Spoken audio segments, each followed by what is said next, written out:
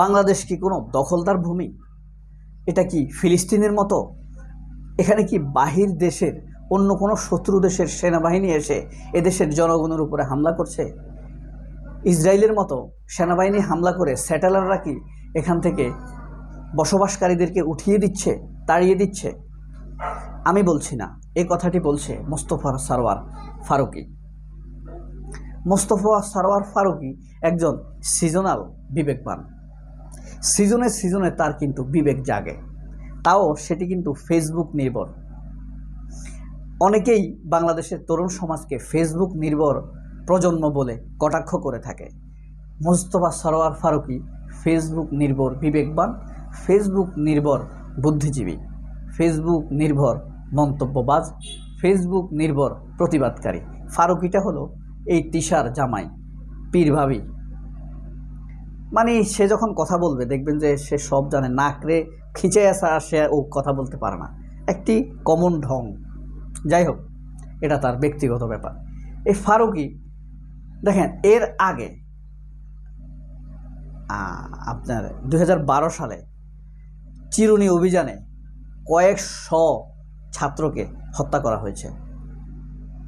ফারুকীরা তখন কিন্তু চুপ ছিল। এখন কেন বলছে? এখন বলছে এই কারণে, তরুণ প্রজন্ম এখন সব দিক থেকে তো আন্দোলনটা বেজে উঠেছে, ঘন্টা বেজে উঠেছে। এখন যদি না বলে তাহলে সমাজ থেকে বিচ্ছিন্ন হয়ে যাবে। এটা হলো সুবিধাবাদী এক ধরনের প্রতিবাদ। যাই হোক, তবুও বলেছে যেভাবেই হোক।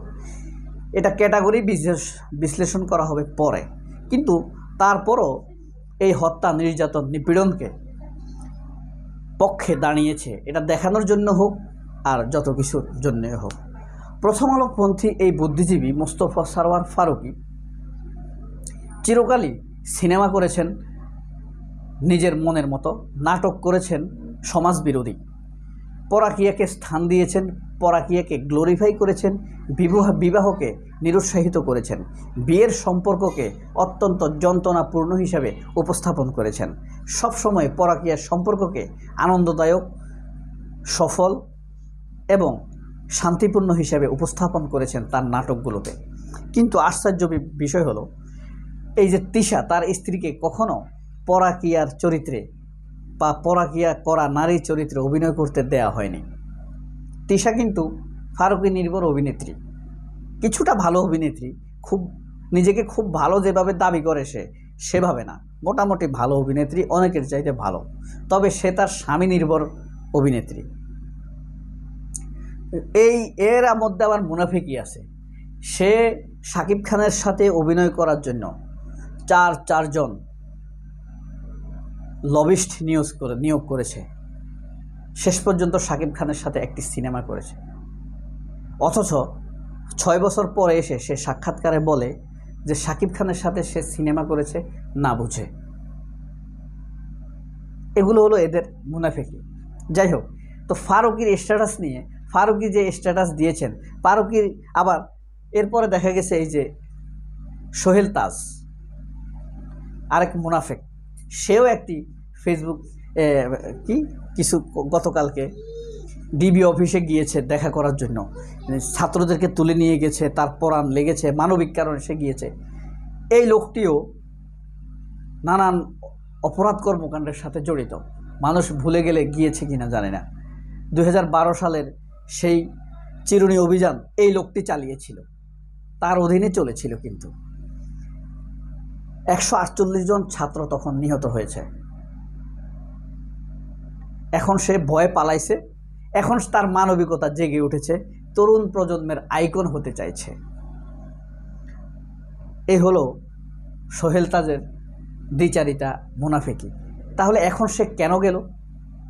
আসলে তার এখনকার যাওয়া হলো, সে গিয়েছে কার্যালয়ে বন্দি ছাত্রদের মনোবল দেখার জন্য।